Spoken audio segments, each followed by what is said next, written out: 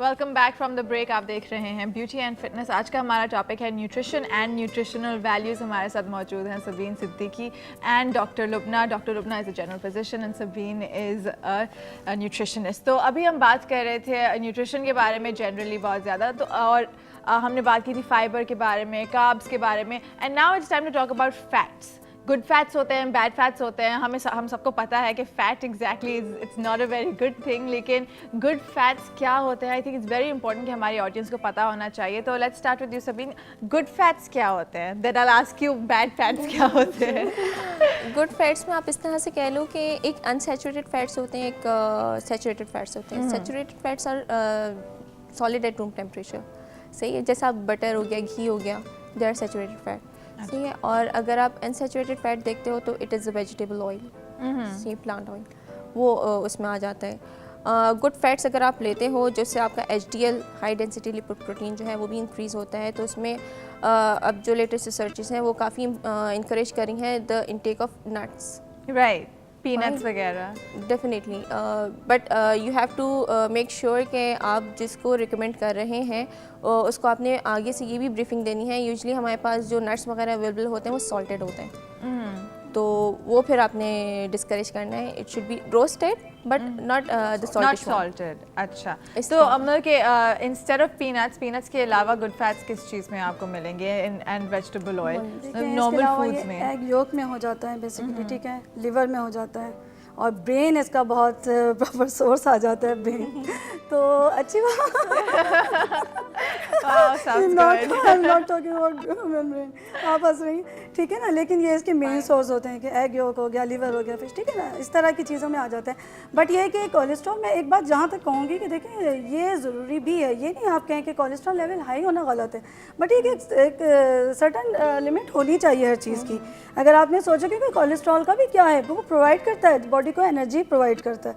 अगर आप उसको बिल्कुल ख़त्म कर देंगे तो ये गलत होगा, ठीक है ना। तो एक सर्टन अमाउंट बार-बार देखते हैं कि फैट है, बस फैट है, और फिर वो उससे दूर रहते हैं। और जैसे इन्होंने भी बात की ना सभी ने कि सॉल्ट नहीं होना चाहिए पीनट्स में, बहुत अच्छी बात की, क्योंकि देखिए सॉल्ट हमारे यहाँ बेसिकली हम लोग इस वक्त बहुत सारे, मैं परसेंटेज तो नहीं बताऊंगी, बट एक कार्डियक डिजीज़ का शिकार हैं लोग। तो सॉल्ट में बेसिकली क्या होता है कि वाटर रिटेंशन हो जाती है बॉडी में, मज़ीद वाटर रिटेंशन होगी तो हमारे हार्ट के लिए तो हर तरीके से खतरा है, ओवरलोड होता है। तो सॉल्ट इसलिए भी कहा जाता है। आई थिंक जनरली पाकिस्तानी जो खाना है उसमें बहुत ज़्यादा सॉल्ट डालते रहते हैं। और दूसरा हमारी यहाँ की जो प्रैक्टिस है ना, सॉल्ट का बहुत ही ज़्यादा इंटेक है। आटा गूंदते वक्त भी 2 चम्मच डाल दिया। इवन मैं तो इस चीज़ को भी डिस्करेज करूँगी, इफ़ आप जो दाल बना रहे हो, दाल चावल, if you have the dish, तो दाल में जब आप ऐड कर रहे हो तो you should not add it in the rice.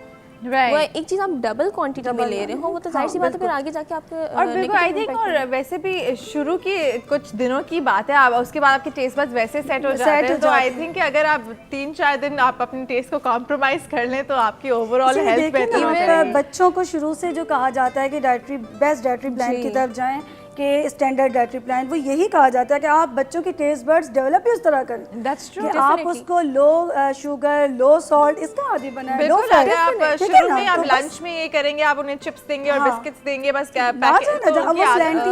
इसमें नमक होता है, बहुत सॉल्ट है इसमें, तो ये चीज़ें अगर कम कर देंगे तो बच्चे, मैं फिर भी कहूँगी ना, घर की होम रेमेडीज जो होती हैं हर लिहाज से अच्छी होती हैं, पहले की बात है तो अभी भी, कि ये सारी रेसिपीज़ भी होम रेसिपीज़ भी बेटर होती हैं कि आप उसको इस तरह बनाएं। एक चीज़ मैं यहाँ पे और ऐड अप करूँगी, ड्यूरिंग इन्फेंसी बच्चों को कोई टेस्ट का इतना सच होता नहीं है, बट अम्माएँ क्या कर रही होती, खिचड़ी बना रही है, उसमें भी नमक, मिर्च, वो सब चीज़ें ऐड कर रही होती हैं, तो एटलीस्ट 1 ईयर तक ये सब चीज़ें अवॉइड करें तो वो ज़्यादा अच्छा है। मदर की रिस्पॉन्सिबिलिटी। बिल्कुल।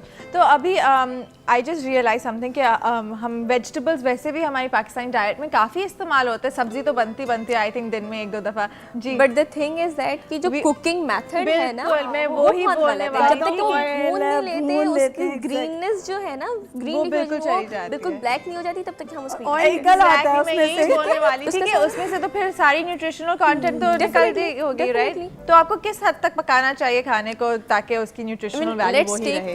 पालक एज एन एग्जांपल, सही है, स्पिनच, सही है, आपने जो है कि कहते हैं सिंपल, अगर आप भुजिया ही उसकी बना रही हैं, आपने हल्का सा उसको ऑयल ऐड करके उसको हल्का सा फ्राई किया, सही है, और उसके बाद जो है ना 2 मिनट के लिए जो है ना आपने उसको ढक दिया, सही है। उसके बाद फिर आप बना लो जिस तरह से बनाना है, एक लेकिन वो उसको ऊपर बस से 5 steam आ मिनट जाती है ना, तो वो खुद ही हो डेफिनेटली, जाता तो वो रिटेन हो जाएगा, उसको क्लोरोफिल वगैरह जो है, उसकी ग्रीननेस जो है। आई थिंक हमें चाइनीज मेथड ज़्यादा अडॉप्ट करने चाहिए, जैसे जो कि sauté methods स्टीमिंग होते एंड हैं। सॉटेइंग एंड स्टर फ्राइंग, ताकि मतलब कि आप थोड़ा सा पका रहे भी हैं, उसमें उसका टेस्ट भी आ रहा है, एट द सेम टाइम आप सारे वैल्यूज लूज नहीं कर रहे हैं। बट timings भी, स्टिल वन पकाने थिंग की मोर, timings चाइनीज में फिर वो अजीनोमोटो एंड वो ऑल बहुत दैट, वो गलत सारी है, चीज़ें हाँ, वो फिर गलत है। गलत है। अजीनोमोटो और उनकी जो सॉसेज होती Sauces, हैं वो बेसिकली daily फिर basis हार्ट के की तरफ लिए चला जाता है अजीनोमोटो, बहुत ज़्यादा डेंजरस है हार्ट पेशेंट्स के लिए। डेफिनेटली। Right, definitely. अच्छा, तो व्हाट अबाउट कैल्शियम? कैल्शियम आपकी बॉडी के लिए कितना ज़रूरी है?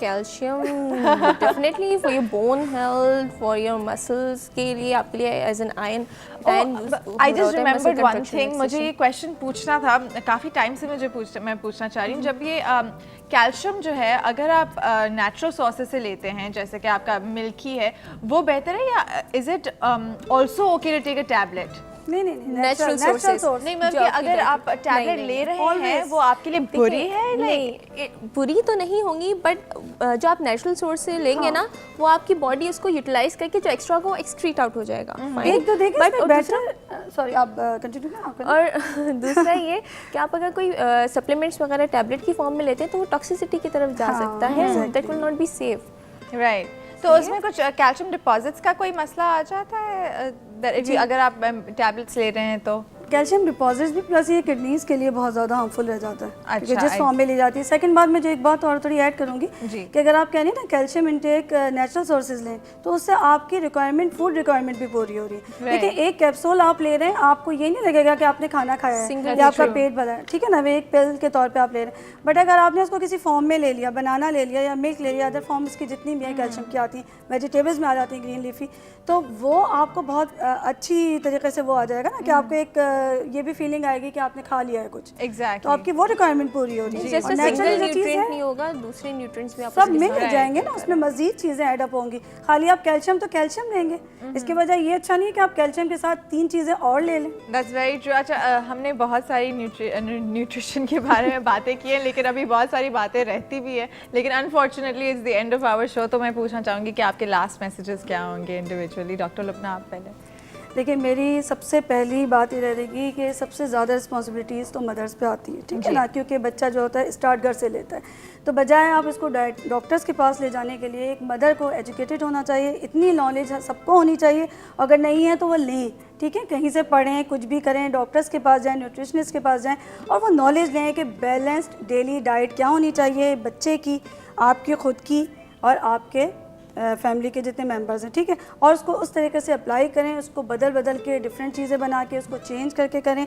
बट बॉडी में कार्बोहाइड्रेट, फैट्स, प्रोटीन की जो एक नॉर्मल मिकदार आपको चाहिए वो करें।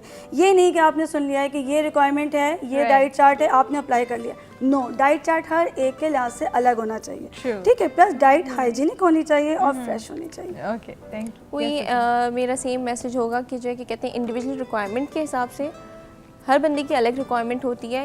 एक बंदे को अगर किसी ने कुछ रिकमेंड कर दिया है तो आप उसको फॉलो ना करें, राइट, सही है।